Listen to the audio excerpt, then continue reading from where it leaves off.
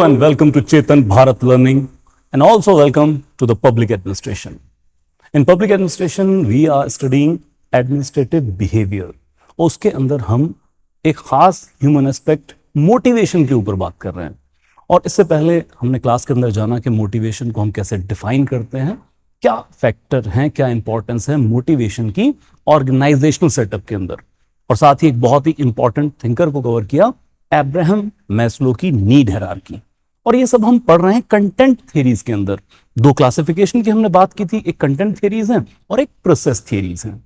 So content theories में एक particular theme जो चलती है कि मोटिवेट क्यों होता है आखिर कोई व्यक्ति कोई भी काम करने के लिए। और क्योंकि पब्लिक एडमिनिस्ट्रेशन हम पढ़ रहे हैं तो किसी भी एस्टेब्लिशमेंट के गोल अचीव करने के लिए, अपना इनपुट देने के लिए आखिर कौन सी ऐसी इनर फोर्स है जो उसको पुट टू वर्क करती है, क्या मोटिवेशन, और किस तरीके से इस मोटिवेशन का यूटिलाइजेशन करके हम ह्यूमन रिसोर्स के more and more valuable input को इंश्योर कर सकते हैं। जो एक कॉन्टिन्यूम थीम दिखाई देगी वो ये कि नीड्स हैं। किसी भी संस्था से कोई व्यक्ति जुड़ता है तो मेजरली उसकी कुछ नीड है, उसकी लाइफ में कुछ डेफिसिट्स हैं जिसको वो पूरा करना चाहता है, और उन्हीं नीड को पूरा करने की ख्वाहिश बनती है उस व्यक्ति के लिए मोटिवेशन। और इसको सबसे अच्छे स्वरूप में दर्शाया है एब्राहम मास्लो ने, जहां पर उन्होंने नीड हायरार्की दी है, 5 लेवल की नीड हायरार्की, जिसके अंदर सबसे पहले बेसिक उन्होंने फिजियोलॉजिकल नीड की बात की थी कि भाई रोटी, कपड़ा, मकान, भूख, थ्रस्ट, ये सारी चीजें। फिर इसके बाद आ जाती हैं कि अगर ये चीज उसकी कंप्लीट हो गई है, फिजियोलॉजिकल नीड उसके पास आ चुकी है, एक सेंस ऑफ सिक्योरिटी, तो इसके बाद उसको लार्जर सिक्योरिटी चाहिए, जैसे एक फाइनेंशियल सिक्योरिटी, एक घर हो जाए, कुछ उसके पास जमा पूंजी हो जाए। जब ये भी कंप्लीट हो जाता है तो फिर एक रिलेटेडनेस के जो भी उसके नियर डियर वन है उनसे वो बेहतर रिलेशन कायम कर सके। और फिर इसके ऊपर आती है चौथे लेवल पे एस्टीम नीड्स, कि अब उसकी इज्जत ना सिर्फ उसके परिवार वाले, उसके दोस्त मित्र करते हैं, बल्कि समाज में व्यापक रूप पर उसकी एक पहचान कायम होती है, लोग उसके काम से उसको जानते हैं, उसकी इज्जत करते हैं, एस्टीम बनती है, धाक बनती है। और फिर इसके ऊपर आती है transcendental, that is self actualization, जिसको गीता में भी कहा गया है स्वधर्म, कि जब व्यक्ति को यह पता लग जाए कि आखिर उसके जीवन का उद्देश्य क्या है, meaning of life, purpose of life क्या है, और उसको अचीव करने के लिए फिर वो अपने एक्शंस डिसाइड करता है। सो पर्टिकुलरली हम बात कर रहे हैं कि एक कंटेंट थ्योरी के अंदर बेसिक थीम है कि भाई किसी भी व्यक्ति की कुछ नीड्स हैं जिसको पूरा करने की आकांक्षा ही उसको मोटिवेट करती है उसके एक्शन एग्जीक्यूट करने के लिए। अब इसी में आगे चलते हैं कंटेंट थ्योरीज के अंदर और एक इंपॉर्टेंट चीज समझते हैं, Clayton P Alderfer's modified need hierarchy. अब जब हम बात कर रहे हैं कि मॉडिफाइड नीड हायरार्की, तो जनाब ने बेसिकली जो एब्राहम मैस्लो की 5 लेवल की नीड हायरार्की है, इसी को कंडेंस किया है, मॉडिफाई किया है इनटू 3 नीड्स, और वो 5 लेवल की हायरार्की को ले आए हैं एग्जिस्टेंस, रिलेटेडनेस और ग्रोथ नीड के अंदर। मतलब ये कहना चाहते हैं कि भाई देखिए, कोई भी व्यक्ति है उसके लिए 3 नीड प्रोमिनेंट प्लेस रखती है, और इन्हीं नीड से इंस्पायर होकर कोई व्यक्ति कोई भी कार्य करता है। हियर वी कम, सबसे पहले एग्जिस्टेंस नीड क्या है, एग्जिस्टेंशियल नीड, बेयर नेसेसिटीज, जिसके बिना किसी व्यक्ति का सर्वाइवल भी पॉसिबल नहीं है। सो एग्जिस्टेंस नीड के अंदर वो एब्राहम मैस्लो की आप फिजियोलॉजिकल नीड रिलेट कर लें तो यहां पर क्या है, लाइक न्यूट्रिशनल नीड है, मटेरियल रिक्वायरमेंट्स है कि भाई कम से कम इतना खाना तो हो कि उसकी बॉडी सर्वाइव कर सके, फिर कुछ उसके पास जमा पूंजी होनी चाहिए। सो ये न्यूट्रिशनल सपोर्ट की बात है, रोटी, कपड़ा, मकान जैसी चीजें। और इसके बाद बात आती है रिलेटेडनेस नीड, और ये रिलेटेडनेस नीड क्या है, ये बेसिकली रिलेट करती है सोशल रिकॉग्निशन या फिर एस्टीम नीड से, कि भाई किस तरीके से मैं जो है समाज में मेरी इज्जत हो, या मेरे नियर एंड डियर वन जो मेरे क्लोज रिलेशंस हैं, फ्रेंड्स हैं, फैमिलीज है, एक्सटेंडेड फैमिलीज हैं, कैसे मैं उनसे एक बेहतर रिलेशन कायम कर सकूं। होता ना एक साइकोलॉजिकल सपोर्ट, मतलब कई बार आपने ऐसी बातें सुनी होंगी कि सक्सेस की सीढ़ियां चढ़ते चढ़ते अपने पीछे रह गए। ऐसा क्यों होता है कि सक्सेसफुल मुकाम पे पहुंचने के बाद लोगों को अपने याद आते हैं। या जैसे एक बड़ा है ना फिनोमेना इंडिया से बाहर जाने का, कि वो किसी डेवलप कंट्री में जाके अच्छा पैसा कमाएंगे और फिर उस तरह के गाने गाएंगे कि मैनू मादियां पक्कियां रोटियां खानू बड़ा ही चित करदा, समथिंग सॉर्ट ऑफ दैट। तो अपनों की याद आना, या अपनों से बेहतर रिलेशन एस्टेब्लिश करना, ये हो जाती है रिलेटेडनेस नीड। आप जिनसे रिलेट करते हैं, अपने आप को आइडेंटिफाई करते हैं, उनसे एक बेहतर रिलेशन होना। और फिर तीसरा आता है ग्रोथ नीड।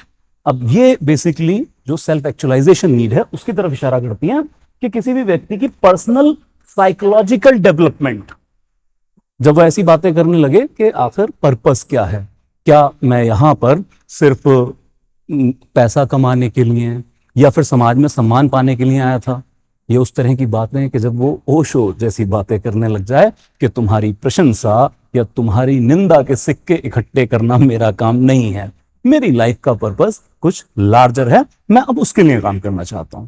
सो बेसिकली जो अब्राहम मास्लो की 5 लेवल की नीड हायरार्की थी उसको एग्जिस्टेंस नीड, रिलेटेडनेस नीड और ग्रोथ नीड में कंडेंस कर दिया।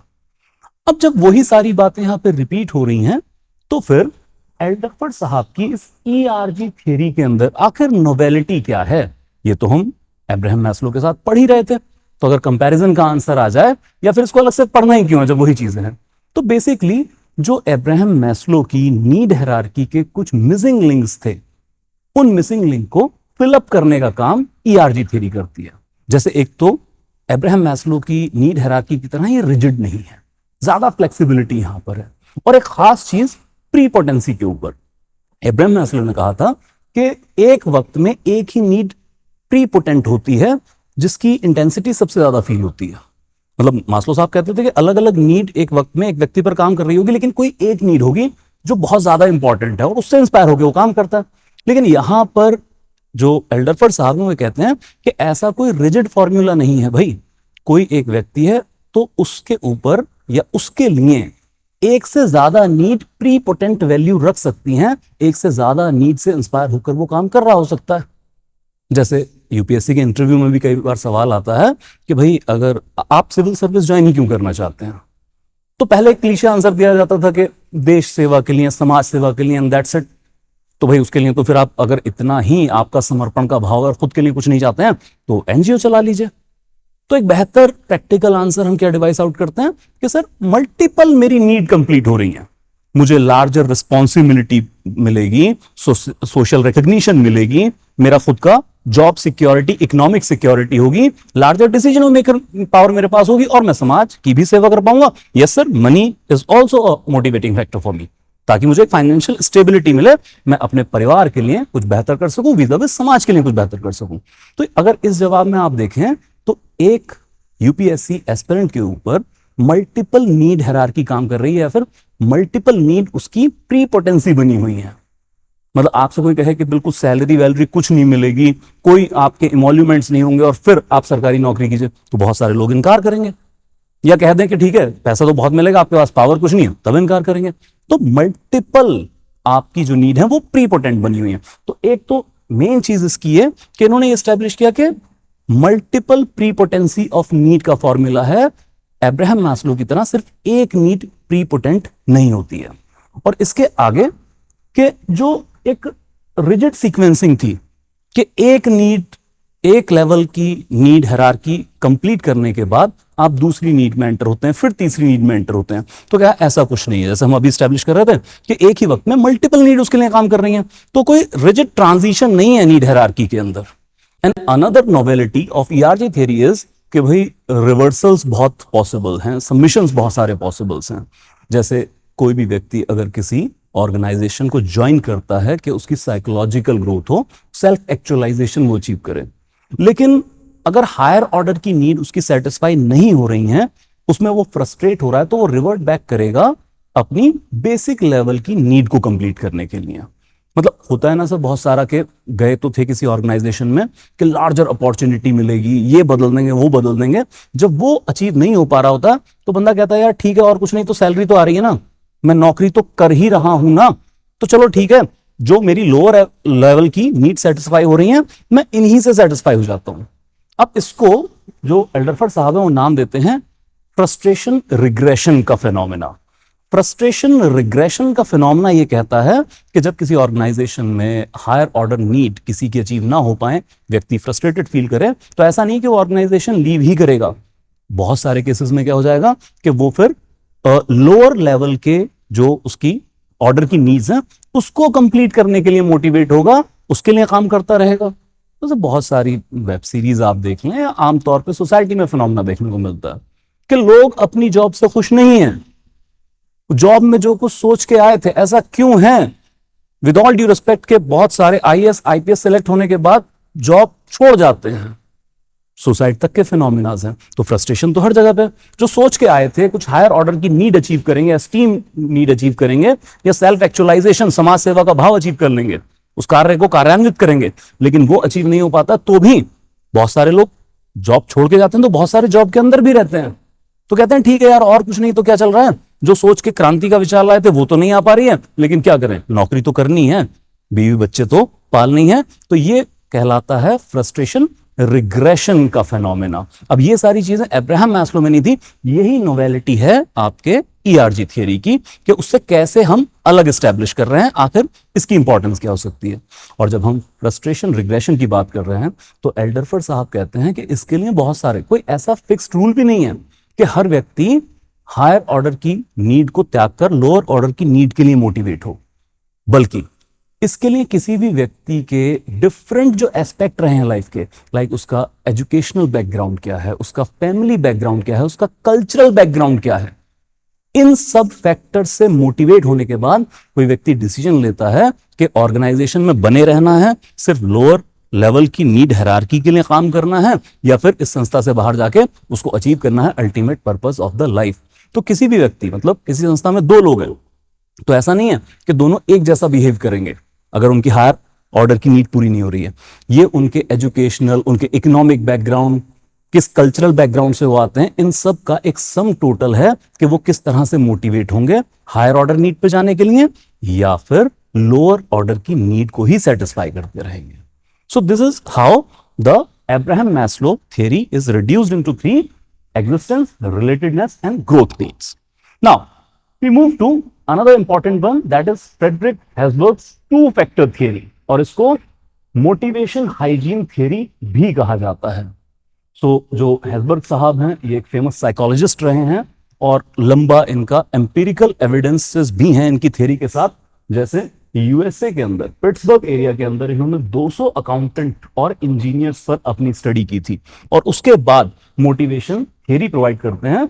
और इन्होंने कहा, देखिए मोटिवेशन और वर्क जो है, दो फैक्टर हैं जो अफेक्ट करते हैं मोटिवेशन को vis-a-vis वर्क को भी। और यहां पर दो फैक्टर हैं, एक मतलब इन्होंने दो तरह के ग्रुप बना लिए कि दो तरह के लोग होते हैं, किसी की प्रायोरिटी कुछ और है, किसी की प्रायोरिटी कुछ और है। ग्रुप 1 और ग्रुप 2, एक है जो हाइजीन फैक्टर से इंस्पायर होकर या हाइजीन फैक्टर से मोटिवेट होकर काम करते हैं, और दूसरी तरफ है जो मोटिवेशन फैक्टर वाले हैं, जिनके लिए उनकी नीड्स कुछ और हैं और ज्यादा बेहतर मोटिवेटेड एनवायरनमेंट में काम करेंगे। और जो हाइजीन फैक्टर वाले हैं, ये एक्सट्रिंसिक फैक्टर वाले हैं, मतलब इनके ऊपर बाहरी, जो इनके बस में नहीं है, उन चीजों से ज्यादा प्रभावित होते हैं। जबकि जो मोटिवेशनल फैक्टर वाले हैं, जो रियल में मोटिवेटेड लोग हैं, ये बाहरी फैक्टर से इतना प्रभावित नहीं होते हैं, बल्कि ये इंट्रिंसिक फैक्टर से, जो इनर वॉइस है, उससे मोटिवेट होकर ये काम में अपना इनपुट डालने का काम करते हैं। हेजबर्ग साहब खुद अब्राहम मैस्लो, डगलस मैकग्रेगर और क्रिस अर्गायरस जैसे थिंकर से बहुत प्रभावित थे, तो जाहिर सी बात है इनकी भी थ्योरी के अंदर अब्राहम मैस्लो की छाप देखने को मिलेगी। आगे देखते हैं वो कैसे रिलेटेडनेस क्रिएट की जाती है। अब हेजबर्ग साहब का सिंपल ये कहना है कि किसी भी ऑर्गेनाइजेशन में जब कोई व्यक्ति आता है और वो काम करता है, तो उसके दो उद्देश्य होते हैं। पहला है अवॉइड पेन एंड दूसरा साइकोलॉजिकल ग्रोथ। अवॉइड पेन मतलब ऐसे सारे सर्कमस्टांसेस जो उसके लिए डिससैटिस्फैक्शन कॉज करते हों, उसके लिए परेशानी पैदा करते हों, तो कोई भी व्यक्ति परेशान नहीं होना चाहेगा। तो एक मोटिवेशन उसका यह है कि मुझे परेशानी नहीं होनी चाहिए, मुझे पेन सफर नहीं करना है।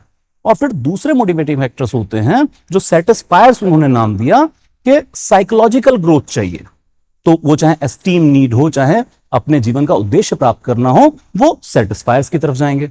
अब इसमें उन्होंने दो कैटेगरी क्रिएट की हैं, एक जिसको इन्होंने कहा हाइजीन फैक्टर, और हाइजीन फैक्टर के साथ ही कहा था ये है डिससैटिस्फायर, डिससैटिस्फायर्स।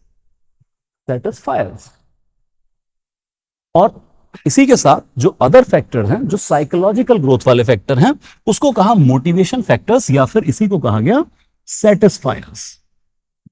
satisfiers factors. Now here we come. जो हाइजीन फैक्टर हैं, जैसे ही एक्सट्रिंसिक हमने बात की कि बाहरी हैं, इस पर खुद बहुत ज्यादा किसी व्यक्ति का कंट्रोल नहीं होता है, ये उसके वर्क डोमेन से बाहर की बात है. सो जैसे मनी एंड कंपनसेशन, जिस भी संस्था में वो काम कर रहा है तो क्या उसकी वेजेस हैं, सैलरी है, क्या कंपनसेशन उसको मिल रहा है, उसकी पर्सनल लाइफ कैसे चल रही है, वर्किंग कंडीशंस क्या हैं, जो भी लाइक किस टेम्परेचर में उससे काम करवाया जा रहा है, कितने घंटे काम कराया जा रहा है, कितना वर्क प्रेशर है. Then it comes to status क्या है उसका अपनी कंपनी के अंदर. देन जॉब सिक्योरिटी है या अनसिक्योर एनवायरनमेंट में वो काम कर रहा है, या फिर कंपनी की पॉलिसी क्या है. अब अगर इन सारे फैक्टर्स पे आप देखें तो खुद एक व्यक्ति का जो एम्प्लॉय है उसका बहुत ज्यादा से नहीं चलने वाला है. कंपनी की पॉलिसी वो नहीं बना रहा है, या फिर जॉब सिक्योरिटी बहुत ज्यादा उसके हाथ में नहीं है. स्टेटस, वर्किंग कंडीशन, ये सब तो मैनेजमेंट या एडमिनिस्ट्रेशन डिसाइड कर रहा है. सो ये एक तो एक्सट्रिंसिक फैक्टर है, बाहरी कारण है किसी व्यक्ति को मोटिवेट करने के. अब इसके ऊपर हेसबर्ग साहब ये कहते हैं कि देखो यार, ये सिर्फ डिससेटिस्फायर हैं. ये हाइजीन फैक्टर इसलिए कहा गया कि सिर्फ एक मेंटल हाइजीन आपको प्रोवाइड करेंगे, ये कंफर्ट आपको प्रोवाइड करेगा, या फिर जैसे हमने शुरुआत में कहा आपको पेन से बचाएगा. मतलब अगर ये सारे फैक्टर उस व्यक्ति के लिए सूटेबल नहीं है तो it will be a cause of pain for him. Like अगर पैसा कम मिल रहा है तो दिन भर तंग रहेगा, यार सैलरी बराबर नहीं देते हैं, काम ज्यादा लेते हैं, या ऐसे ही पर्सनल लाइफ में कोई दिक्कतें चल रही हैं, या वर्किंग कंडीशन है, जॉब सिक्योरिटी है कि बहुत अनसिक्योर एनवायरनमेंट में काम कर रहा है, तो ये सब उसको पेन प्रोवाइड करेंगे. लेकिन ये डिससेटिस्फायर इसलिए हैं कि अगर ये सब अच्छे तरीके से एस्टैब्लिश कर दिए जाए कि बहुत अच्छी कंपनी पॉलिसी है, जॉब सिक्योरिटी प्रोवाइड कर दी गई है, ठीक है, मनी कंपनसेशन वो अच्छा है, वर्किंग कंडीशन बहुत अच्छी है, कोई एनवायरनमेंट में काम कर रहा है, तो it will result only to the absence of dissatisfied. सिर्फ उसका जो पेन है वो हट जाएगा, लेकिन इसका मतलब ये नहीं है कि वो सेटिस्फाई हो चुका है. मतलब absence of dissatisfier doesn't mean a place where you are satisfied. जो डिससेटिस्फायर और सेटिस्फैक्शन है ये कंप्लीट दोनों अलग कॉन्टिन्यूम का एक हिस्सा है. मैं फिर से रिपीट करता हूं, absence of dissatisfiers doesn't mean a person is in a place of satisfaction. इसके बाद भी उसकी बहुत सारी नीड हो सकती हैं जो फुलफिल नहीं हो रही है. नाउ सेटिस्फायर्स की अगर हम बात करें तो जो सेटिस्फैक्शन कॉज करते हैं और जो कि इंट्रिंसिक फैक्टर है, ज्यादातर उसके अंदर से ये चीजें पनपती हैं. So here it come, work itself is challenging. क्या वर्क खुद में चैलेंजिंग है, या वही मोनोटोनस वर्क आप कर रहे हैं कि दिन भर का वही काम सालों से रिपीट करते चलिए. देन एडेड रिस्पॉन्सिबिलिटीज, क्या वक्त गुजरने के साथ साथ कुछ नई रिस्पॉन्सिबिलिटी उसको दी जा रही है या नहीं दी जा रही है. Then it comes to opportunity for advancement, career profiling है कि भाई प्रमोशन होगा, कुछ और बेनिफिट एक्स्ट्रा मिलेंगे या नहीं मिलेंगे. And then management recognition for good work, अगर कोई व्यक्ति अच्छा काम करता है, ज्यादा इनपुट देता है, तो मैनेजमेंट उसको रिकॉग्नाइज करता है या नहीं करता है. यह है इंट्रिंसिक फैक्टर, और ये इनफाइनाइट है, मतलब इसको जितना चाहें आप उतना एनहेंस कर सकते हैं. और यहीं पे फर्क आता है डिससेटिस्फायर से. ये सेटिस्फैक्शन देते हैं, मतलब अगर ये फैक्टर नहीं है तो सेटिस्फैक्शन नहीं है, चाहे वो पेनफुल कंडीशन में नहीं है, लेकिन वो सेटिस्फाइड नहीं है. कोई व्यक्ति जो हायर ऑर्डर नीड से मोटिवेटेड है कि भाई मुझे तो चैलेंजिंग वर्क चाहिए, मुझे कैरियर प्रोफाइलिंग चाहिए, मुझे लाइफ में आगे आगे बढ़ते जाना है. जैसा कहा जाता है कि बंदा बहुत ही एम्बिशियस है, तो अपने एम्बिशंस को लेके मोटिवेटेड है. तो अगर ये चीजें नहीं होंगी और बाद में आप प्रोवाइड करवा दें तो उसकी सेटिस्फैक्शन बढ़ेगी, और इसी चीजों को और ज्यादा हासिल करने के लिए मोर मोटिवेशनल एनवायरनमेंट में वो लगातार काम कर रहा होगा. एक लंबे समय तक किसी व्यक्ति को आप मोटिवेट कर सकते हैं अगर कोई मोटिवेशनल फैक्टर से इंस्पायर्ड है. और इसके उलट जो हम बात कर रहे थे हाइजीन फैक्टर की, तो यार एक तो इनकी फिनिट है, भाई सैलरी किसी हद तक ही बढ़ेगी, वर्किंग कंडीशन एक हद तक ही सुधरेंगे, जॉब सिक्योरिटी एक हद तक हो सकती है ना. ये थोड़ी कह देंगे कि यार चाहे तुम कुछ भी काम मत करना फिर भी सारी उम्र तुम जॉब के अंदर रहोगे. तो इनका एक फिनिट कैरेक्टर है. और मेन चीज प्लीज नोट कर लीजिएगा, एब्सेंस ऑफ डिससेटिस्फायर्स जस्ट मींस कि आपको पेन नहीं है, इसका मतलब ये नहीं कि सेटिस्फैक्शन है. अब जैसे आपने फिनोमेना देखा भी होगा कि किसी एक ही कंपनी में कोई काम कर रहा है, जो व्यक्ति अपनी जॉब को बिल्कुल पसंद नहीं करता है लेकिन फिर भी उसी कंपनी में काम करता रहेगा. लेकिन इसके उलट आपने कई बार ये फिनोमेना देखा होगा, जो व्यक्ति अपने जॉब को पसंद भी करता है लेकिन फिर भी जॉब छोड़ के चला जाएगा. क्यों? क्योंकि उसका सेटिस्फैक्शन लेवल अचीव नहीं हो रहा है.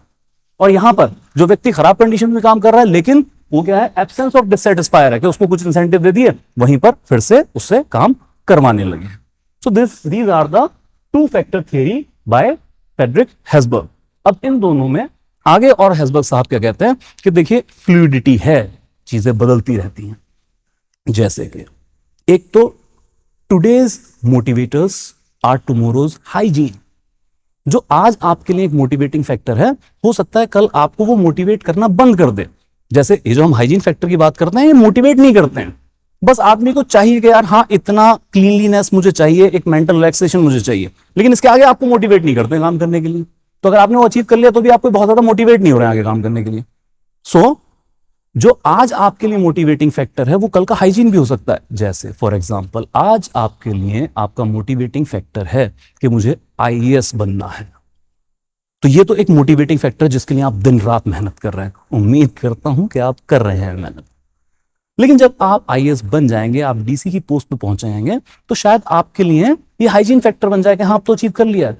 अब आपके लिए कुछ फर्दर गोल कि यार आईएएस की पोस्ट, डीसी की पोस्ट मुझे मिली है, तो ये तो एक टूल है, तब जाके समझ में आएगा इट्स जस्ट अ मीन, मुझे तो कुछ और गोल अचीव करना है। तो अगला गोल क्या हो जाएगा कि मे बी कि यार मेरे इलाके में ड्रग मेनेस बहुत है, मैं ड्रग मेनेस बंद करा दूंगा, या मेरे डिस्ट्रिक्ट के अंदर फीमेल फीटिसाइड का ग्राफ बहुत हाई है, मुझे ये बंद करा देना है। सो जो आज के आपके मोटिवेटिंग फैक्टर है वो टुमारो हाइजीन भी हो सकते हैं। और दूसरा, ये ह्यूमन टू ह्यूमन बहुत सारी वेरिएशन है। ठीक एक ही वक्त में एक ही समाज के लिए एक व्यक्ति के लिए कोई मोटिवेटिंग फैक्टर हो सकता है, तो दूसरे व्यक्ति के लिए वो हाइजीन फैक्टर हो सकता है। जैसे हमने अभी बात की भी थी कि किसी कंपनी में काम कर रहे हैं, जॉब पसंद नहीं, फिर भी वहीं काम करते रहेंगे, दूसरा व्यक्ति जॉब छोड़ के चला जाएगा। या किसी व्यक्ति के लिए हो सकता है कि भाई मेरे लिए तो motivating factor money is the great motivator factor, अगर कोई भी व्यक्ति ऐसा कहता है। लेकिन कोई और व्यक्ति उसी वक्त कह सकता है कि यार इट्स जस्ट अ हाइजीन, तो पैसा क्या हाथ की मैल है, मैं सिर्फ पैसे के लिए नहीं काम कर रहा हूं, ये तो बाय प्रोडक्ट है, मुझे असल में समाज में अपनी प्रतिष्ठा बनानी है, मुझे माँ बाप की नजर में अपने आप को काबिल साबित करना है, मेरे लिए वो मोटिवेटिंग फैक्टर है। तो ह्यूमन टू ह्यूमन वेरिएशंस आ गया। Now we move to just a comparison of Herzberg and Maslow, क्योंकि जो हेसबर्ग हैं ये भी मैस्लो से इंस्पायर्ड हैं। सारे थिंकर कहीं ना कहीं मैस्लो की ही थ्योरी को रीडिजाइन करके आगे बढ़ाने का काम करते हैं, तो कुछ नई चीजें हमें मिल जाती हैं। Here we come, both focus different needs. जैसे हाइजीन फैक्टर की अगर हम बात करें, जो इसी में हमने भी पढ़ी है, वो मैस्लो की फिजियोलॉजिकल, सिक्योरिटी और सोशल नीड से रिलेटेड है। और जो इंट्रिंसिक नीड है, जिसको मोटिवेशनल फैक्टर कहा, वो सेल्फ एक्चुअलाइजेशन और ईगो नीड से इंस्पायर्ड है। तो लोअर और हायर ऑर्डर की नीड का ही इन्होंने 2 फैक्टर कर दिया। जैसे ईआरजी में 3 में कंडेंस किया था, इन्होंने 2 फैक्टर में चेंज कर दिया।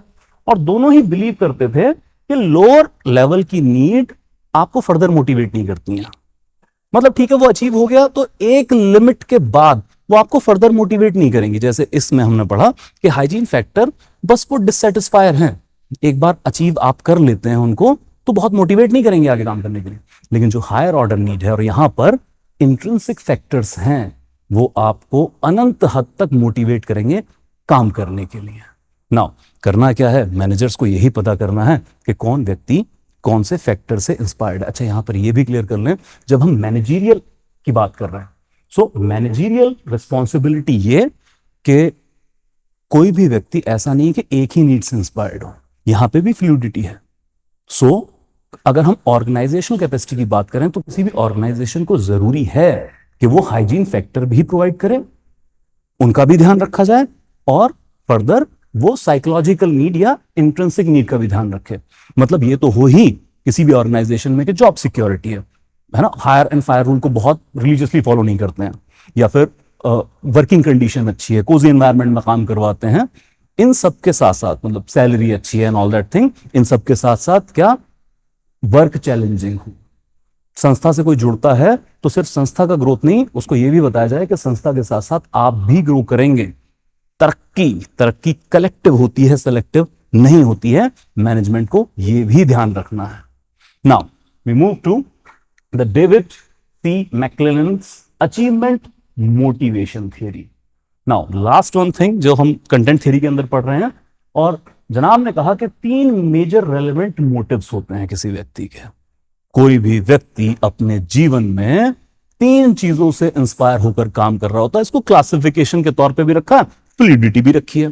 तो कुछ लोग हैं जो, मतलब अगर एक वर्ड में समझना हो तो एन एक् एन पाव एन एफ, मतलब need for achievement, need for power, need for affiliation.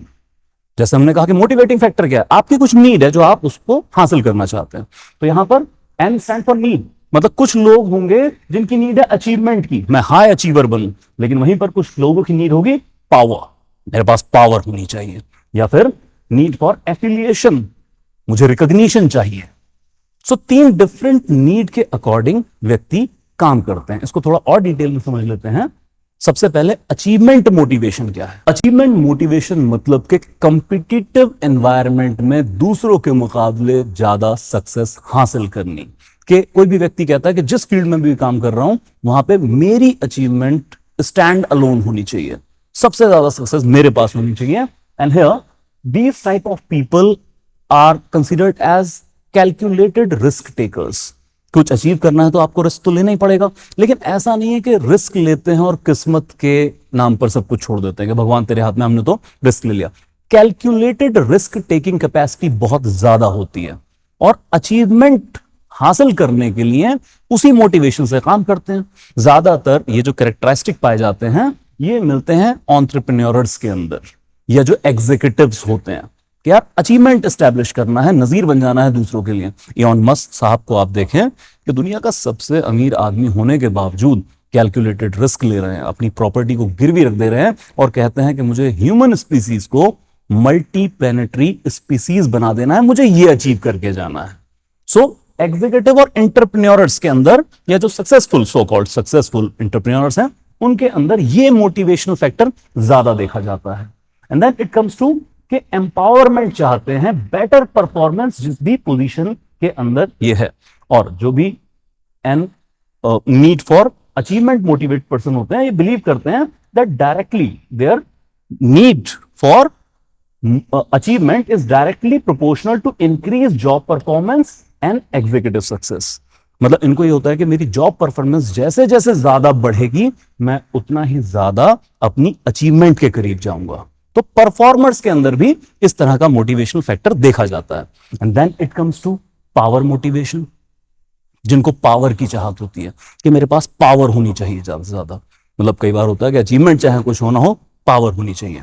और ये फैक्टर्स क्या हैं? ये ज्यादातर दूसरों से अपना डिजायरेबल वर्क करवाने वाली चाहत है कि दूसरे जो भी मेरे आसपास के लोग हैं, बाकी लोग हैं, वो मेरे अकॉर्डिंग बिहेवियर करें या मेरा कहा माने। अब चाहे वो पर्सनल कैपेसिटी में ये ना कर पाते हो, पावर अचीव करने के बाद चाहे कोर्सिव मीन से हो, अपना कहा मनवाना चाहते हैं। इसमें हालांकि ज्यादातर मैनेजर्स और एडमिनिस्ट्रेटर्स भी आते हैं as per the theory provides. लेकिन इसी के साथ ये याद रखें कि पावर से जो भी मोटिवेटेड लोग होते हैं, इसमें एक नेगेटिव टिंज भी दिया गया है कि ये मोटिवेटिंग फैक्टर नेगेटिव भी हो सकता है और पॉजिटिव भी हो सकता है। अगर तो पॉजिटिव है कि कोई व्यक्ति पॉजिटिव मोटिवेट होकर पावर अचीव करना चाहता है तो डेमोक्रेटिक भी होगा और कोऑपरेटिव भी होगा। लेकिन अगर नेगेटिव सेंस में कोई पावर अचीव करना चाहता है तो वो ऑटोक्रेटिक स्टाइल होगा, रिग्रेसिव स्टाइल ऑफ लीडरशिप में भी इस तरह की पावर मोटिवेशन पाई जाती है। एंड देन इट कम्स के जो भी अच्छे एडमिनिस्ट्रेटर हैं, मैनेजर्स हैं, ये ज्यादातर पावर मोटिवेशन से इंस्पायर होकर काम कर रहे होते हैं। And then finally comes the affiliation motivation. ये सोशल नीड से रिलेटेड है। मतलब ऐसे लोगों में ज्यादा ये चीज होती है कि भाई जो इंटरेक्शन हो रहा है इंडिविजुअल्स के साथ, ठीक है, तो वो ज्यादा बेहतर हमारा इंटरेक्शन हो, हमारे ज्यादा बेहतर पर्सनल रिलेशनशिप होने चाहिए, वार्म फ्रेंडली पर्सनल रिलेशनशिप होने चाहिए ऑर्गेनाइजेशन के अंदर। हमने देखा है ना कि अब किसी भी ऑर्गेनाइजेशन के अंदर अगर आप नोट करें तो कुछ लोग होंगे जो अचीवमेंट मोटिवेशन से काम कर रहे होंगे कि उनको वक्त पे टास्क पूरे करने हैं, बाकी लोगों का सहयोग भी करना है, बेस्ट परफॉर्म करना है। वहीं पर कुछ लोग होंगे जो पावर का यूटिलाइजेशन ज्यादा करते हैं और ज्यादा से ज्यादा पावर एक्यूमुलेट करना चाहते हैं। ये पावर वाला फिनोमेना खासकर सरकारी दफ्तरों में आपको बहुत मिलेगा। और फिर कुछ लोग ऐसे भी होते हैं जिनको पावर या अचीवमेंट का इतना नहीं होता, उनको होता है कि यार संबंध अच्छे बने रहे। जैसे मोदी जी ने एक बार कहा था ना इंटरव्यू देते हुए कि बस दोस्ती बनी रहे। मतलब ये कि इंटरपर्सनल रिलेशन में ज्यादा यकीन रखते हैं। तो इस तरह डिफरेंट मोटिवेटिंग फैक्टर से इंस्पायर होकर डिफरेंट लोग डिफरेंट तरीके का इनपुट किसी भी ऑर्गेनाइजेशन के अंदर अपनी तरफ से डालते हैं। नाउ हियर वी कम, ये जितनी भी थियरीज हम पढ़ रहे हैं इसका फैक्टर ये कि जितनी तरह की साइकोलॉजी है ह्यूमंस की, हम उनकी स्टडी कर सकें और उसके बाद डिफरेंट लोगों की क्या डिफरेंट नीड्स हैं उसको इनकलकेट करके हम किसी भी ऑर्गेनाइजेशन, वेदर पब्लिक और प्राइवेट, एक बेहतर ह्यूमन रिसोर्स डेवलपमेंट प्रैक्टिसेस को डेवलप किया जाए, जिससे ज्यादा से ज्यादा इनपुट इंश्योर किया जा सके किसी भी संस्था में उसके एम्प्लॉयज द्वारा। सो कंटेंट थ्योरी हम कवर कर चुके हैं, इसके बाद हम प्रोसेस थ्योरी के बारे में अगली क्लासेस के अंदर बात करेंगे। That will be all for today. Thank you so much.